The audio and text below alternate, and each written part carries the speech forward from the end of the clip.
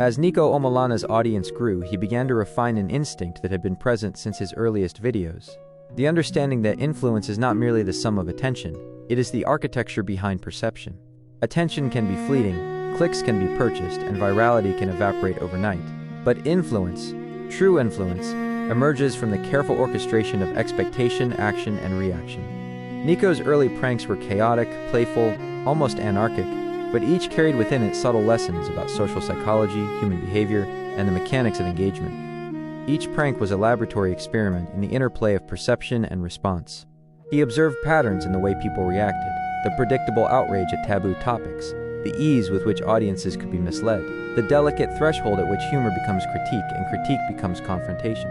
These observations were not incidental.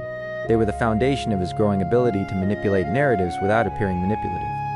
In the digital arena, perception is reality, and Niko understood that early. He cultivated ambiguity, leaning into the uncertainty of interpretation to magnify his reach. A joke could be a joke, a political commentary, or a critique of media simultaneously, and he allowed each viewer to extract the version that resonated most, all while he maintained control behind the scenes. The psychological mechanism behind this is subtle but powerful. Niko leveraged the human tendency to seek meaning, to detect patterns, and to respond emotionally. By presenting content that appeared chaotic or absurd, he triggered engagement. By embedding narrative structure beneath the absurdity, he guided the audience toward the lessons he intended, without explicit instruction. Humor was the Trojan horse for insight. Misdirection was the scaffold for influence. In essence, he mastered the psychology of attention. Delight first, reflection second, internalization last. One of the clearest demonstrations of this psychological acumen was his audacious infiltration of public events. By inserting himself into situations where he was least expected, press conferences, political debates, sporting events, Niko did more than create viral content. He created moments of cognitive dissonance, forcing audiences and institutions alike to confront the absurdity of rigid systems. The thrill of unpredictability, combined with the meticulous planning behind each stunt, reflects a mind that understands both chaos and control. Niko's genius lies in the ability to appear spontaneous while orchestrating every detail, exploiting gaps in expectation, and capitalizing on the collective focus of both mainstream media and digital audiences. This duality, chaos masked as control, control masked as chaos, became a hallmark of his public persona. The cognitive flexibility required to sustain such an approach is significant. One must navigate public scrutiny, anticipate potential legal or social consequences, and maintain a consistent brand identity, all while operating in unpredictable environments. This requires not only intelligence, but emotional regulation, risk tolerance, and a capacity for rapid learning. Niko's upbringing, straddling cultures, identities, and social norms, likely cultivated this cognitive elasticity. He had learned early that the world is rarely binary, that survival often depends on the ability to navigate nuance, and that humor can serve as both shield and sword. The intersection of humor and political engagement is where Niko's psychology becomes particularly fascinating. His 2021 London mayoral candidacy exemplifies a rare blend of performance, strategy, and commentary. While many perceived his candidacy as frivolous, the reality was more complex. Running for office, even as satire, is a psychological and social experiment. It tests boundaries, measures public receptivity, and exposes systemic vulnerabilities. Niko's campaign played on the absurdity inherent in political structures, revealing how media narratives, voter behavior, and institutional rules can be manipulated through clever presentation. His ability to maintain credibility, even while joking, demonstrates a nuanced understanding of social cognition. People may distrust political actors, but they also respond to consistent messaging, charisma, and spectacle. Furthermore, the campaign reveals Niko's sophisticated grasp of identity management. In the digital age, where personas can be constructed and deconstructed with each upload, Niko skillfully balanced authenticity and exaggeration. He presented himself as both a relatable figure, the prankster with roots in a working-class Midlands upbringing, and as a figure capable of challenging systems and commanding attention. This duality resonates psychologically because humans are drawn to complexity. A character who is simultaneously humorous and intelligent, irreverent and strategic, playful and ambitious. By embodying these contradictions, Niko maximized engagement while preserving a protective ambiguity that shielded him from full categorization. Central to his psychology is also the understanding of narrative tension. Every video, stunt, or political act constructs a story with built-in stakes. Viewers anticipate conflict, resolution, and surprise. Niko manipulates these expectations with precision. A prank is not just a joke. It is a plotline, a social experiment, and a reflection of cultural dynamics. By engineering suspense, unpredictability, and eventual payoff, he ensures that audiences remain invested, cognitively and emotionally. This is a mastery of psychological architecture. Attention is guided, curiosity is piqued, and engagement is sustained through a deliberate interplay of expectation and disruption. Risk-taking is another defining feature of his profile. Unlike reckless thrill-seekers, Niko's risks are calculated. Public stunts are measured for impact, legality, and viral potential.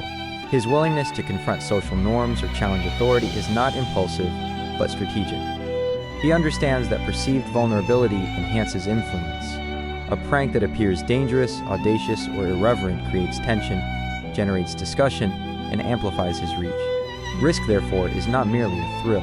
It is a tool deployed consciously to manipulate perception, provoke dialogue, and extend cultural resonance. In addition, Niko demonstrates an extraordinary capacity for resilience. Public life, particularly in digital media, is relentless in its scrutiny. Trolls, critics, and detractors constantly evaluate, dissect, and attempt to diminish influence. Niko's ability to absorb criticism, process it selectively, and maintain focus reflects robust psychological defenses. This resilience is intertwined with his humor. Laughter becomes both a weapon and a buffer. By framing social critique as satire, he diminishes its emotional impact while preserving its informational content. Humor thus operates as a psychological shield, allowing him to engage aggressively without succumbing to stress or defensiveness. Social intelligence is equally vital. Niko's collaborations with peers, particularly the Beta Squad, reveal not only leadership but acute relational awareness. He negotiates personalities, coordinates complex creative projects, and mediates group dynamics, all while maintaining his public persona. His leadership is subtle. He does not dominate overtly, but guides through influence, charisma, and strategic delegation. This reflects an understanding of both individual motivation and collective psychology.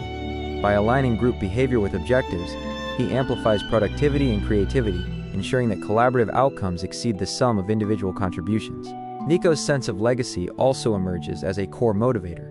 He is conscious of the fleeting nature of digital fame and seeks to construct enduring impact.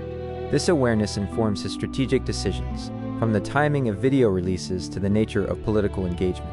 Every act is both immediate entertainment and a longer-term statement about social perception, norms, and possibility. He demonstrates metacognition, the ability to reflect on his own thought processes, predict reactions, and iterate strategies in response to feedback. This self-directed learning loop allows for continual adaptation and refinement, which is rare even among highly intelligent digital creators. Another psychological layer involves identity exploration. As a man of mixed heritage in a public, hypervisual medium, Niko negotiates multiple social scripts simultaneously. He is English yet Nigerian, comedian yet political actor, entertainer yet social critic.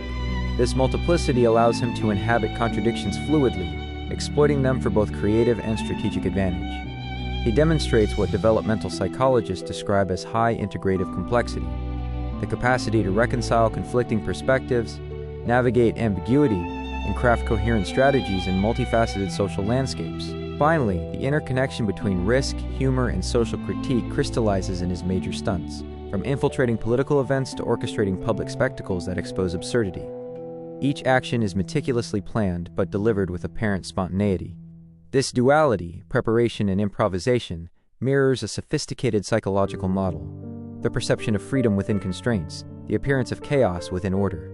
Audiences perceive novelty and unpredictability, while underlying every act is control, discipline, and a strategic understanding of human behavior. In sum, Part 2 reveals Niko Omilana as a psychologically complex figure who blends humor, strategy, risk-taking, and social critique into a cohesive personal brand. His influence is the product of deep observation, emotional regulation, narrative construction, and adaptive cognition. He operates simultaneously as entertainer, provocateur, and strategist, navigating social systems, cultural expectations, and public perception with remarkable skill.